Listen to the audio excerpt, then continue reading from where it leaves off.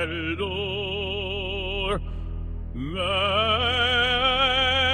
hamor.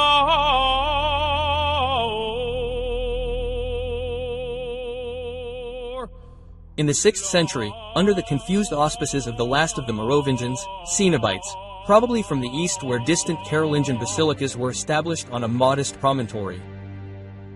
There, watered by the underground sources of the Bèze, they founded a modest chapel dedicated to Saint Benigne, legendary evangelist of the city of Dijon.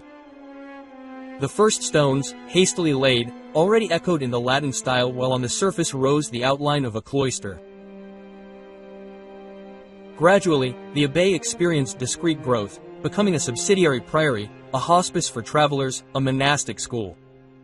From the shadows on the threshold of the city, it wove its spiritual fleece before Romanesque splendor came to illuminate its walls. At the turn of the year 1000, when the Romanesque style was at its peak, the abbot, inspired by the pilgrimage routes to Compostela, undertook the construction of an exceptional rotunda. Standing to the west of the main building, it offered a circular plan rare in Burgundy.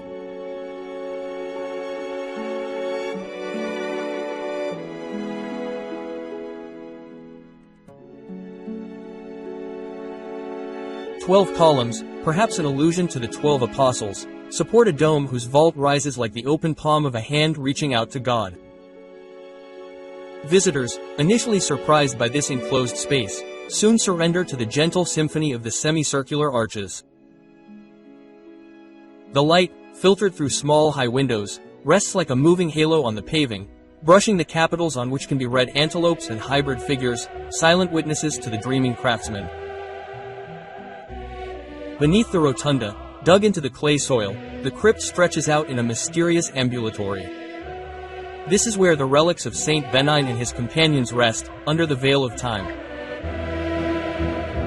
The vaults of Arth, reinforced in the 12th century, bend into an austere balance while their squat pillars sink into the earth like stone roots.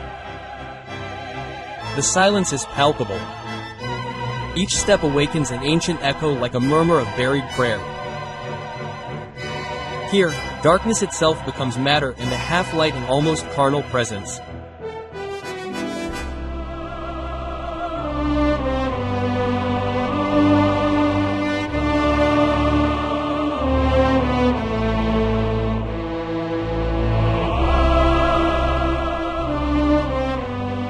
The abbey in full swing. In the 13th century, under the influence of the great mendicant orders and the new fervor for light, the abbey of Saint Benigne gradually adopted the so-called rayonnant Gothic style.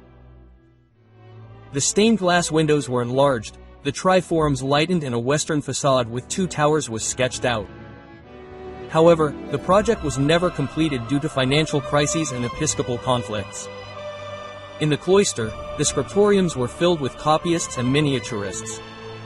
Illuminated manuscripts were created here, combining the gold of the backgrounds with the deep azure. While on the wooden stalls, the canons composed their antiphons on parchments perfumed with radiant alabaster, the cathedral became an intellectual beacon attracting geographers, philosophers, and theologians. The inexorable weariness of the ages, the wars of religion, and then the revolution forced the abbey. The monks left their cells, the library was dispersed, and the church threatened to collapse. However, the cathedral, with its secular chapter, managed to preserve its essentials. The rotunda and the crypt, these witnesses of Romanesque art, were restored several times thanks to the wings of scholars and the protective breath of the people of Dijon. Today, when one enters the nave, a singular tension unites past and present. The summer sun plays through the restored glass windows, projecting a living kaleidoscope onto the polychrome floor.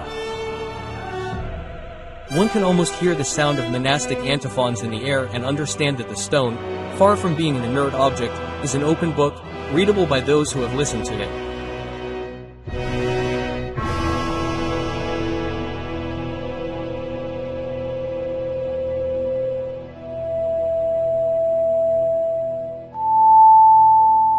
M.L.Q. Production, the little channel that is on the rise.